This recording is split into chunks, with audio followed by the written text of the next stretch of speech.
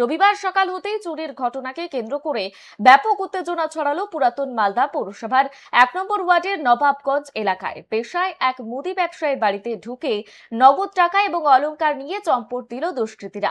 আর এই ঘটনাকে কেন্দ্র করে এলাকার নিরাপত্তা নিয়ে বড় সড় প্রশ্ন উঠতে শুরু করেছে। স্থানীয় সূত্রে জানা গিয়েছে, আক্রান্ত ব্যক্তির নাম দীনানাথ পাল। তিনি বিভিন্ন হাটে হাটে মুদিখানা সামগ্রীর ব্যবসা করেন। প্রতিদিনের মতো শনিবার রাতেও তিনি পরিবারের সঙ্গে ঘুমিয়ে পড়েছিলেন। অভিযোগ ওঠে, গভীর রাতে অজ্ঞাত পরিচয় একদল দুষ্কৃতী তার বাড়িতে হানা দেয়। আর রবিবার সকাল 10টা নাগাদ পরিবারের সদস্যরা ঘুম থেকে উঠে দেখেন ঘরের সমস্ত আসবাবপত্র এবং জিনিসপত্র তছনছ হয়ে পড়ে রয়েছে। দীনানাথের দাবি, আলমারি এবং বাক্স ভেঙে চোরেরা একটি ছোট সোনার কানের দুল, একটি রূপোর চেইন, নগদ কয়েক হাজার টাকা এবং বেশ কিছু মূল্যবান মুদিখানার সামগ্রী চুরি করে পালিয়েছে। এই ঘটনার খবর ছড়িয়ে পড়তেই নবাবগঞ্জ এলাকায় ভিড় জমান স্থানীয় বাসিন্দারা।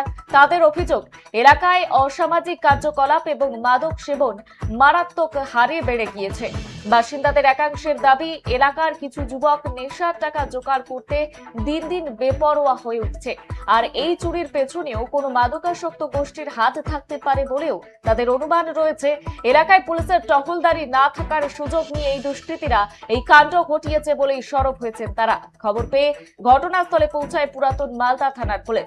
কিভাবে চোরেরা বাড়ির ভেতরে ঢুকলো এবং এর পেছনে স্থানীয় কারোর যোগসাজশ রয়েছে কিনা তা খতিয়ে দেখছেন তদন্তকারীরা।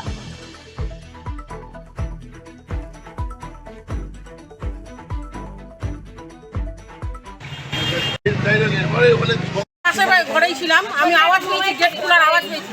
আমি ভাবছি আমার ভাসুর খুলছে, কিন্তু কুকুরগুলো অনেক ঘুরছে, এখানে অনেক চিৎকার করছে কুকুর।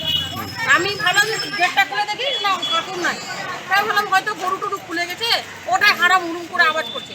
অনেক সময় আমাদের গরু খুলে যায়, বুঝতে পারলাম। তখন আমি দেখি যে না, আমার ভাসুরও নাই। তখন ওই গেটটা খোলার আওয়াজ করলাম হারাম করে।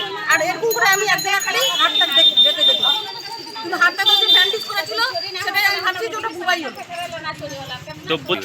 আর আমার চায়েরই গয়না, চাঁদির চেন, টাকার ভার ছিল, মালপত্র অনেক কিছুই চুরি হয়েছে।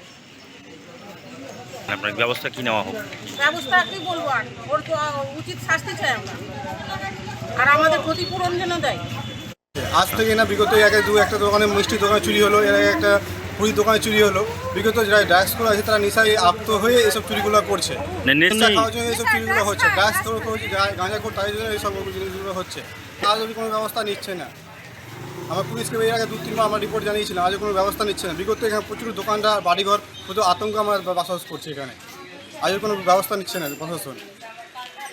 আমরা প্রশাসনের কাছে দাবি হচ্ছে, নিশ্চিন্ত আমরা থাকতে চাই, এই চুরি চামারি যেন আমাদের কাছ থেকে না হয়, এটাই আমাদের প্রশাসনের কাছ থেকে দাবি রাখছি। এই ফলটা থাকছে, এখন আর সেগুলো থাকে না, আগে থাকতো 2-3 মাস আগে, এখন আগে থাকে না 2-3 মাস থাকে। এটাই প্রশাসনের কাছে আমরা আবেদন জানাচ্ছি, টহলদারি করা হোক, আমরা যেন নিশ্চিন্ত থাকতে পারি, এই চুরি চামারি না হয়। বিগত দিনে এই তো খবর রাত্রেবেলা করে ঘটছে, বিগত দিনে রাত্রেবেলা লোক ঘুমাতে যাচ্ছে, এখন রাত 12টা 3টার দিকে এইসব ঘটনাগুলো ঘটছে।